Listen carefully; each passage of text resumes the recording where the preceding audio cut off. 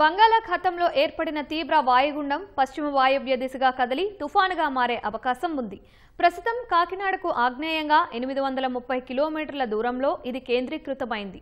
రాత్రిలోపు నైరుతి పశ్చిమ మధ్య బంగాళాఖాతంలో తుఫానుగా మారే అవకాశం ఉంది. మంగళవారం కాకినాడ సమీపంలో తీవ్ర తుఫానుగా తీరం దాటనుంది.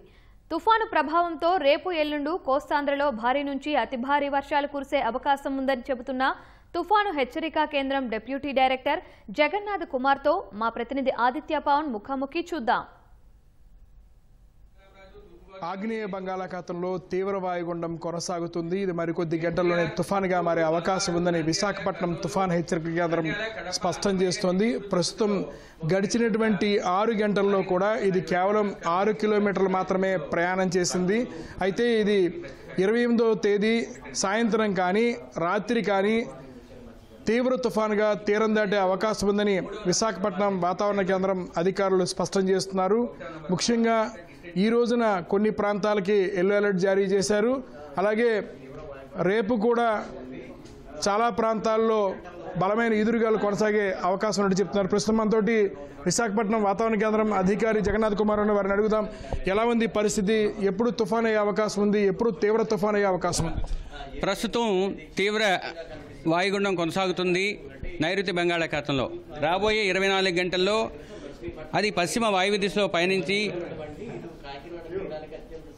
సైక్లోన్గా లేదా తుఫానుగా పరిణామం చెందే అవకాశం ఉంది. తదుపరి వాయువ్య దిశలోనూ ఉత్తర వాయువ్య దిశలోనూ పయనించి తీవ్ర తుఫానుగా పరిణమించే అవకాశం 28వ తేదీ నాటికి ఉంది. తరువాత 28వ తేదీ సాయంత్రం రాత్రి మధ్య ప్రాంతంలో కోస్తా ఆంధ్రప్రదేశ్ మధ్య అనగా కళింగపట్నం నుంచి మచిలీపట్నం మధ్యలో ఉన్న కాకినాడ తీరానికి దగ్గరలో అతి సమీపంలో తీవ్ర తుఫానుగానే తీరాన్ని తాకే అవకాశం ఉంది. తీరాన్ని తాకే సమయంలో గాలులు 90 నుంచి 100 కిలోమీటర్లు గరిష్టంగా 110 కిలోమీటర్ల వేగంతో వీచే అవకాశం ఉన్నది. ఇక రాష్ట్రంలో ఈరోజు కొన్ని ప్రాంతాలలో, రేపు పలు ప్రాంతాలలో, 3వ రోజు అత్యధిక ప్రాంతాల్లో, 4వ రోజు ఉత్తర కోస్తాలో, అత్యధిక దక్షిణ కోస్తాలో పలు ప్రాంతాల్లో తేలికపాటి నుంచి మోస్తరు వర్షాలు పడే అవకాశం ఉంది. 5 రోజులు కూడా ఉరుములు మెరుపులు కొనసాగే అవకాశం ఉండటంతో పాటు భూమిపై బలమైన గాలులు వీచే అవకాశం ఉన్నది.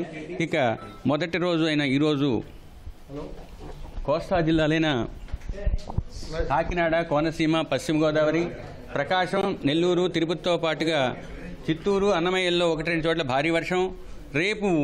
రేపటి నుంచి 4వ రోజు క్షేత్రీయ విస్తృతి తీవ్రత పెరిగే అవకాశం ఉంది. రెడ్ వార్నింగ్స్ కాకినాడ, కోనసీమ, పశ్చిమ గోదావరి, కృష్ణా, బాపట్ల, ప్రకాశం, పొట్టి శ్రీరాములు, నెల్లూరులో రెడ్ వార్నింగ్ ఇచ్చామంటే అత్యంత భారీ వర్షపాతం పడే అవకాశం ఉంది.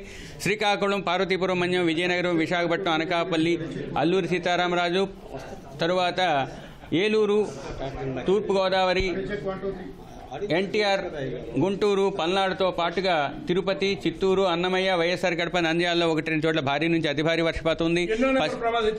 పశ్చిమ రాయలసీమలో ఎల్లో వార్నింగ్ ఇచ్చాము. ఇక 1వ నంబర్ ప్రమాద హెచ్చరికని ప్రస్తుతానికి రాష్ట్రంలో ఉన్న అన్ని పోర్టులకి ఇవ్వడం జరిగింది.